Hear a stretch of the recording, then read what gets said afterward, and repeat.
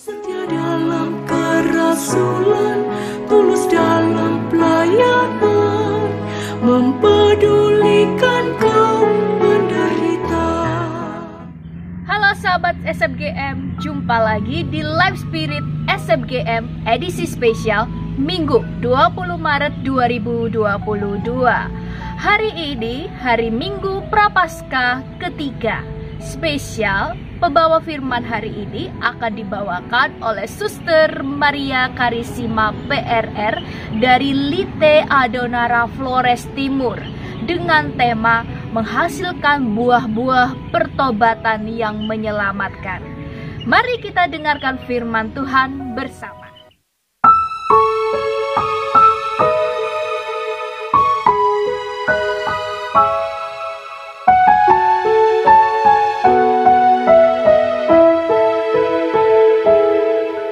Tuhan beserta kita sekarang dan selama-lamanya.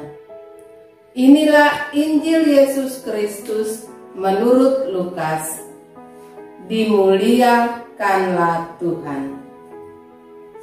Pada waktu itu, datanglah kepada Yesus beberapa orang membawa kabar tentang orang-orang Galilea yang darahnya dicampurkan Pilatus dengan darah korban yang mereka persembahkan. Yesus menjawab mereka, "Sangkamu orang-orang Galilea ini lebih besar dosanya daripada dosa semua orang Galilea yang lain, karena mereka mengalami nasib itu? Tidak, kataku kepadamu, tetapi jikalau kamu tidak bertobat, kamu semua akan binasa atas cara demikian.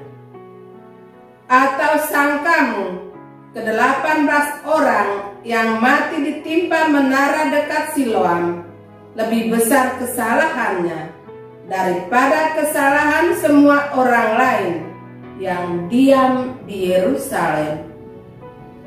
Tidak, kataku kepadamu, tetapi jikalau kamu tidak bertobat, kamu semua akan binasa atas cara demikian."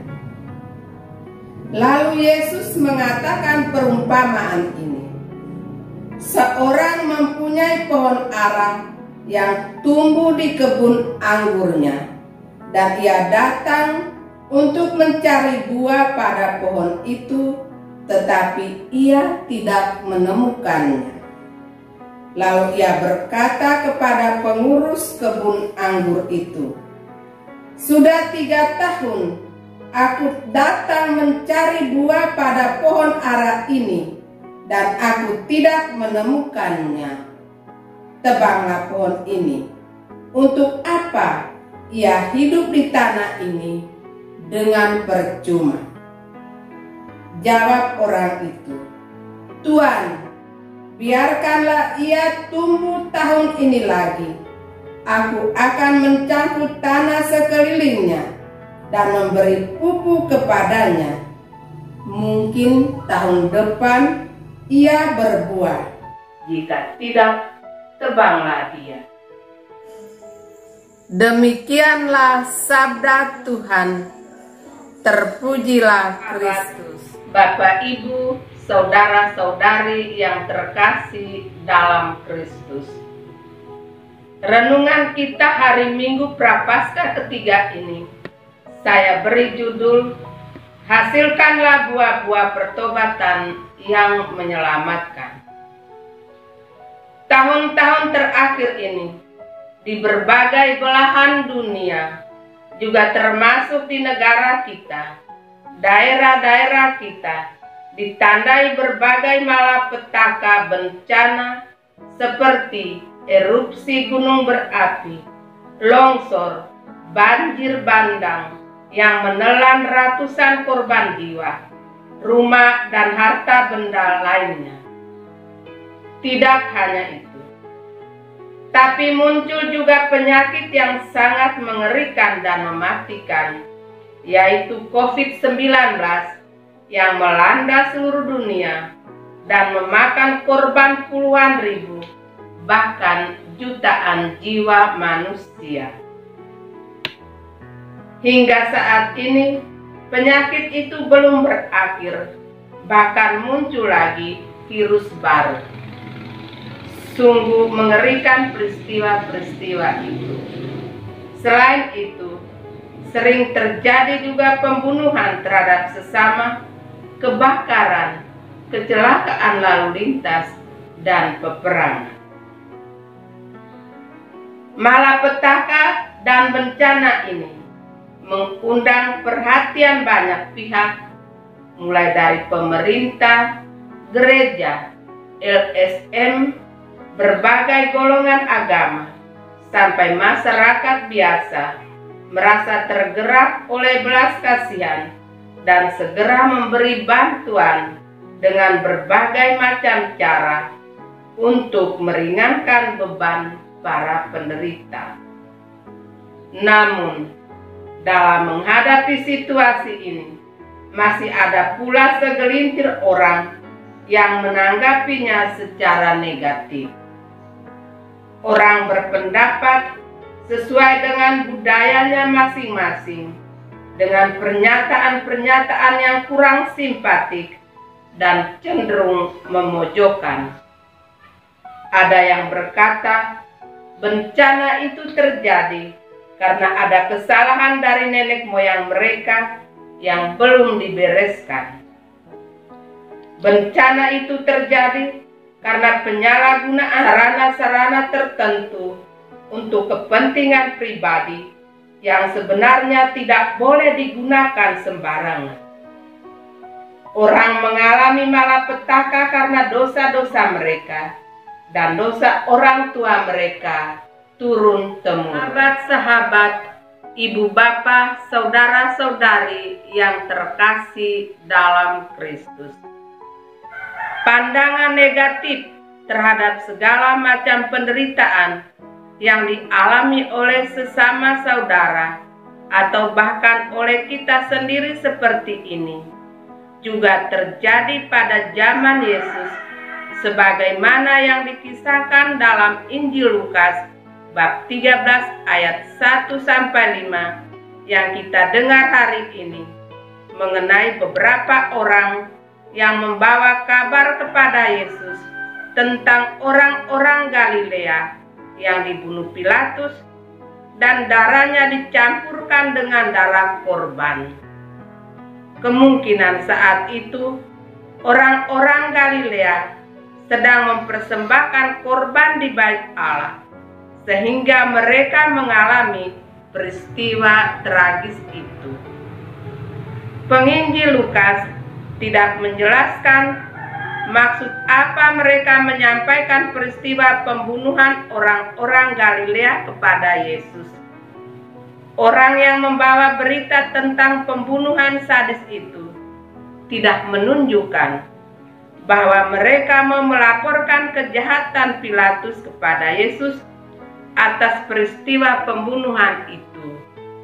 Juga tidak memperlihatkan bahwa mereka sedang sangat berkabung, sedih, prihatin terhadap kematian orang-orang Galilea itu.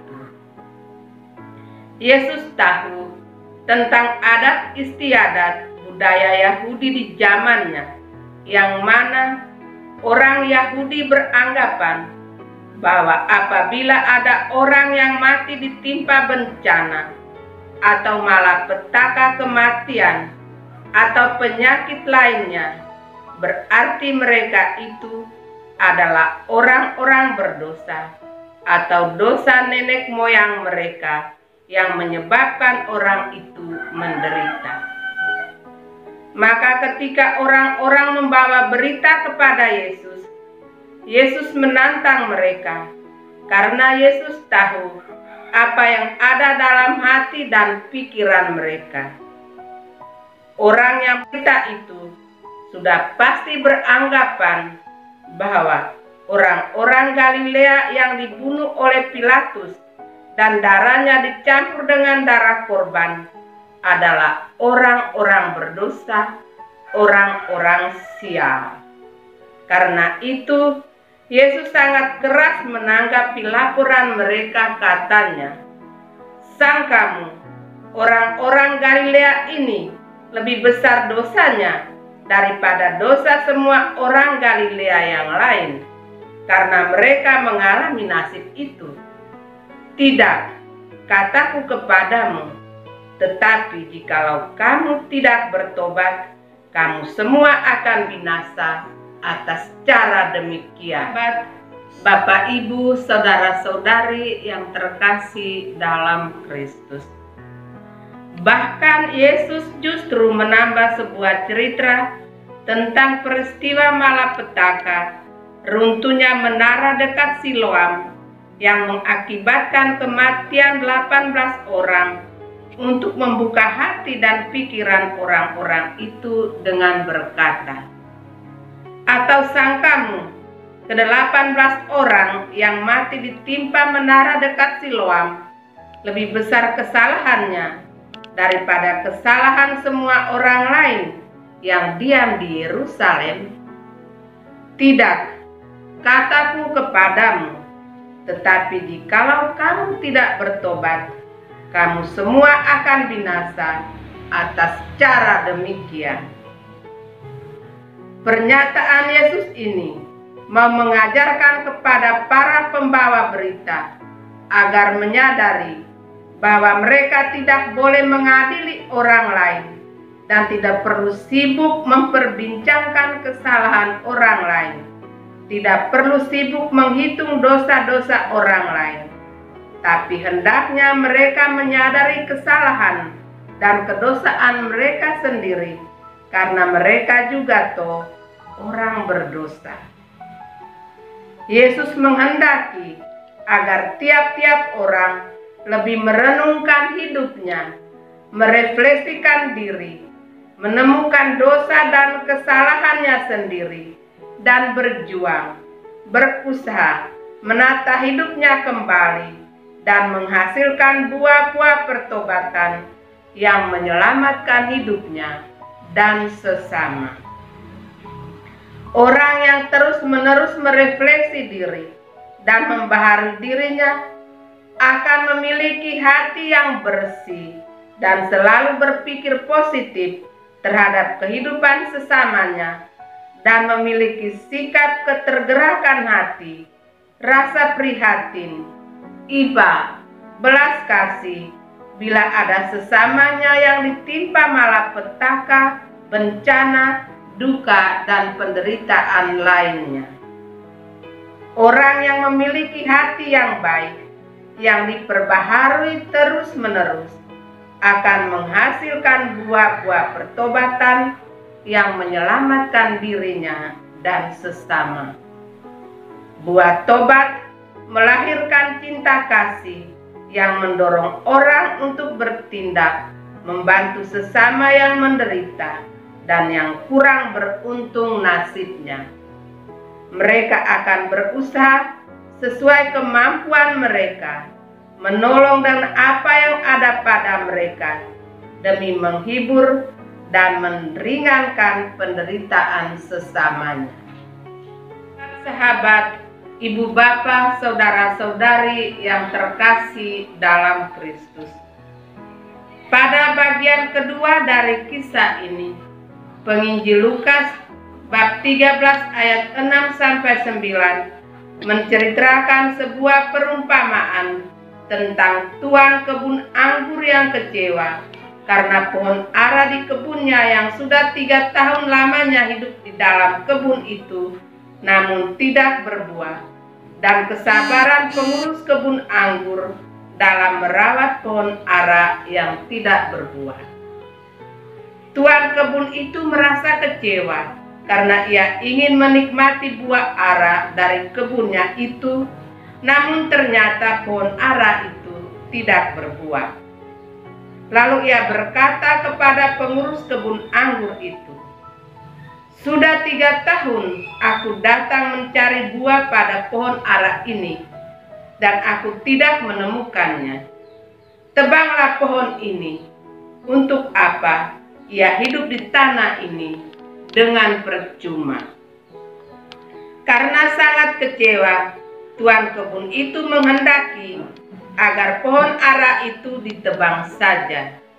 Apalagi pohon ara itu sudah hidup 3 tahun lamanya di kebun itu tanpa menghasilkan apa-apa, hanya menghabiskan anggaran kerja dan biaya perawatan. Kalau sudah 3 tahun, artinya pohon ara itu sudah memberi hasil berlipat ganda kepada pemiliknya. Meskipun tuan kebun kecewa dan menghendaki agar pohon ara itu ditebang saja, namun ia masih mendengarkan permohonan pengurus kebun anggurnya.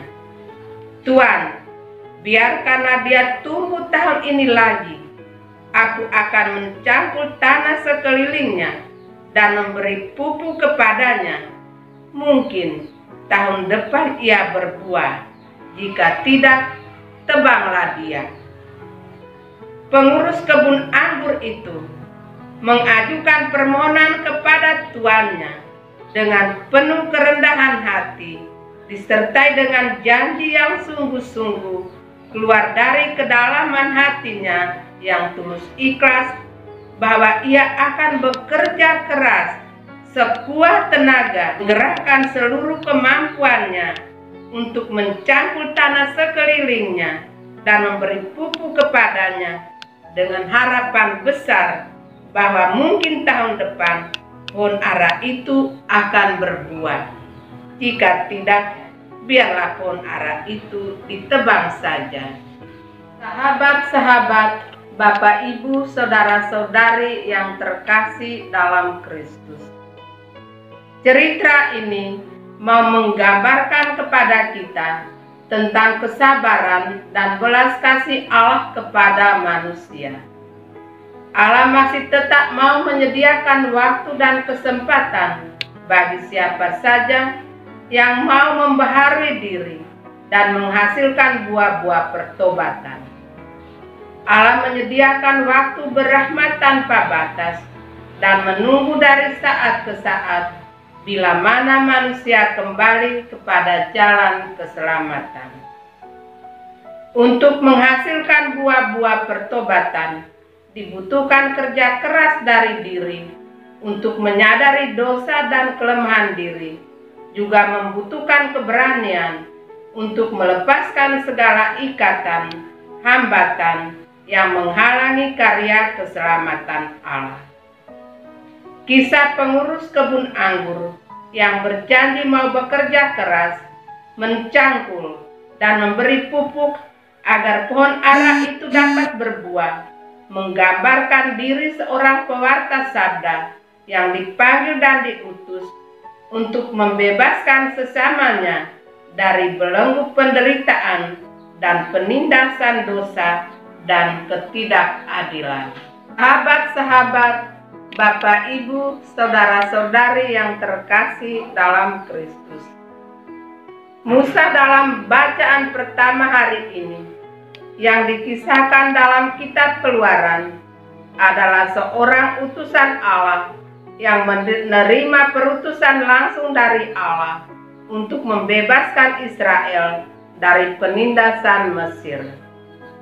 Untuk tugas itu, Musa harus menanggalkan kasutnya agar ia dapat bertemu dengan Allah, menerima pesan Allah, dan bekerja keras dari waktu ke waktu, siang dan malam, untuk menyelamatkan bangsanya. Seperti Musa, seorang pewarta mesti bekerja keras dari waktu ke waktu, entah dalam keadaan apapun dan dalam situasi apapun, untuk membawa kabar sukacita kepada keluarga-keluarga dan atau kelompok-kelompok, menyapa setiap hati, memberi penyegaran dan siraman rohani, agar orang-orang tersapa oleh firman kebenaran, sehingga dapat menghasilkan buah-buah pertobatan yang menyelamatkan. Sahabat-sahabat, Bapak, Ibu, saudara-saudari yang terkasih dalam Kristus, Pesan apa yang mau kita petik dari bacaan-bacaan suci hari ini untuk kehidupan kita dalam masa Prapaskah atau masa tobat ini?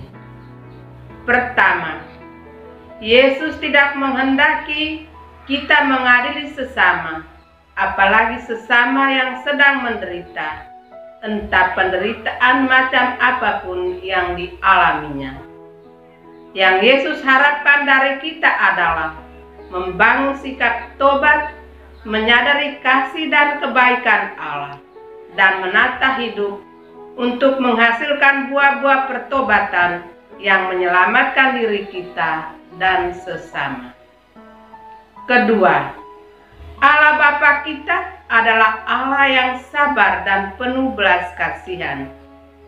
Ia menyediakan bagi kita kesempatan berhemat dari saat ke saat melalui gerejanya, terutama di masa Prapaskah ini, agar kita mau membaharui diri dan menghasilkan buah-buah pertobatan yang menyelamatkan.